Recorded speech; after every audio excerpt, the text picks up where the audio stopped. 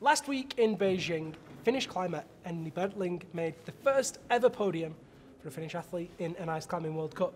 I'm joined by Enni today to take a look at her route. Hey Enni. Hey.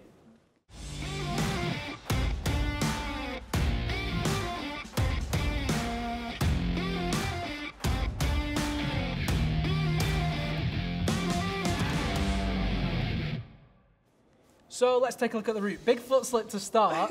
Yeah, I remember thinking after the kick that, oh my god, that was it. And then I was like, oh, the other feet is still on the ground, so I can just go on. And then I forgot it in 2 seconds. And so, early part of the route, you were not super slow, but moving tentatively. That's how it looked. How were you feeling at this point? Yeah, the qualification and the semi-final routes were quite tricky. So I thought that that's the way to go here, a little bit secure. Yeah.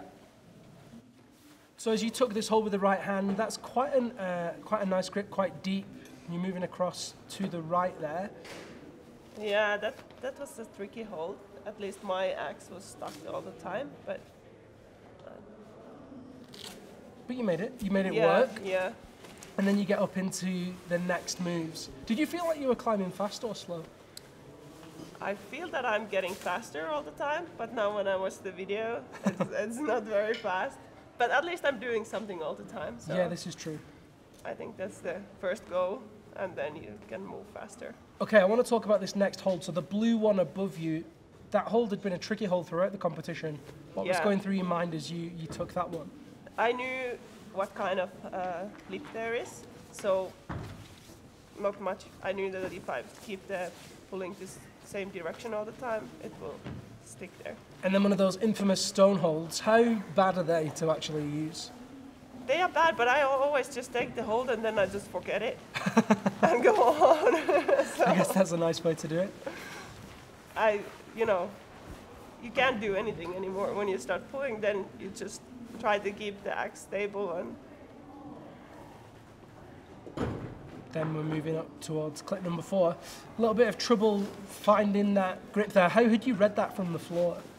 I don't know. Everybody said that I took it wrong, but I don't know if it's wrong if it stays. And there's a really nice look at that entire structure. As you're climbing, are you conscious of how high you are up the route, how steep it's getting? How does it feel? No, it's just getting a little bit pumpy, but you don't really realize that it's getting steeper all the time. I'm still like, oh, I'm so pumpy, even if this is not overhanging at all. And then when you look at these pictures, yeah, it is overhanging. Yeah, definitely. That's why you can tell by the quick draws. Yeah. Okay, so getting steeper still. And I would say, remembering back to when you were climbing, you were just moving confidently, quite rhythmically. There was just a nice gentle pace to what you were doing. You weren't hesitating. Is that something you'd planned? Is that something you had planned? You'd planned to just keep at one pace? Yeah, or? I have planned that for 3 years, but now it's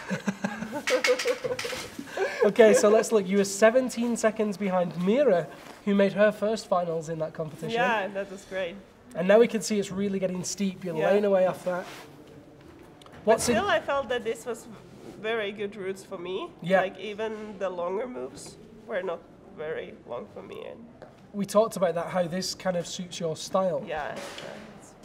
And I'm happy that I used the chance to, once there were routes which suit my style, and then I used the chance well. Yeah. Now we're getting really steep. How are you feeling at this point? Well, I don't think I had much trouble there. I thought that's maybe a long move, but you made it look easy. It wasn't that. But I was already here a little bit afraid of the ball, which is coming next.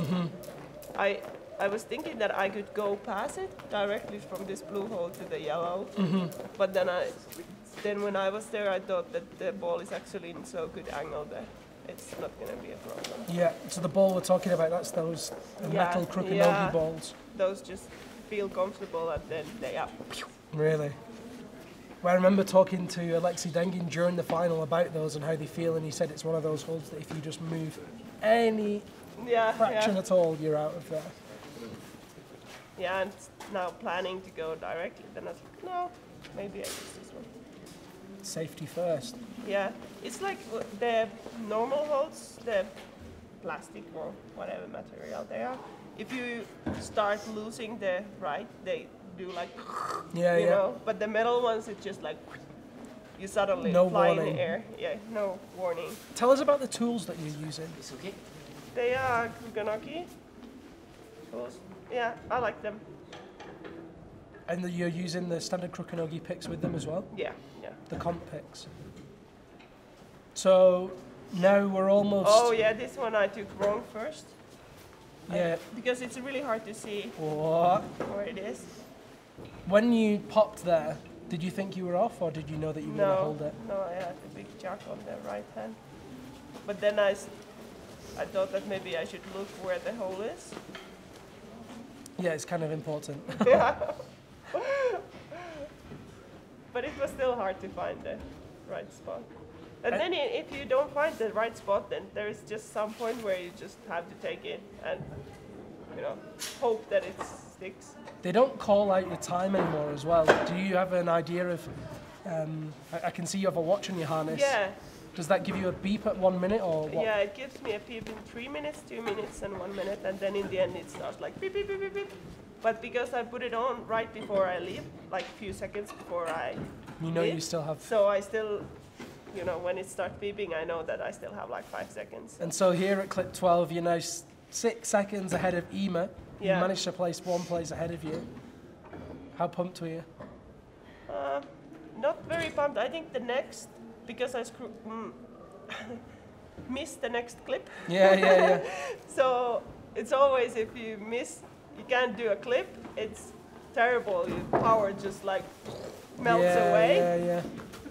And you're in the... So I think I was okay until I missed that clip, and then suddenly there was a panic and pump and everything. And tell me about the way that you're holding that Kuganagi peg as well.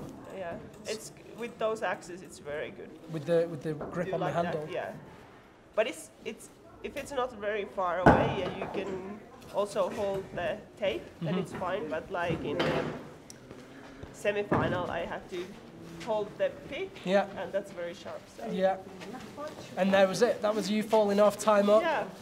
What was going through your mind as you lowered down? Did you have any idea how well you'd done?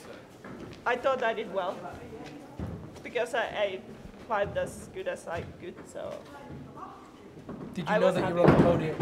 No.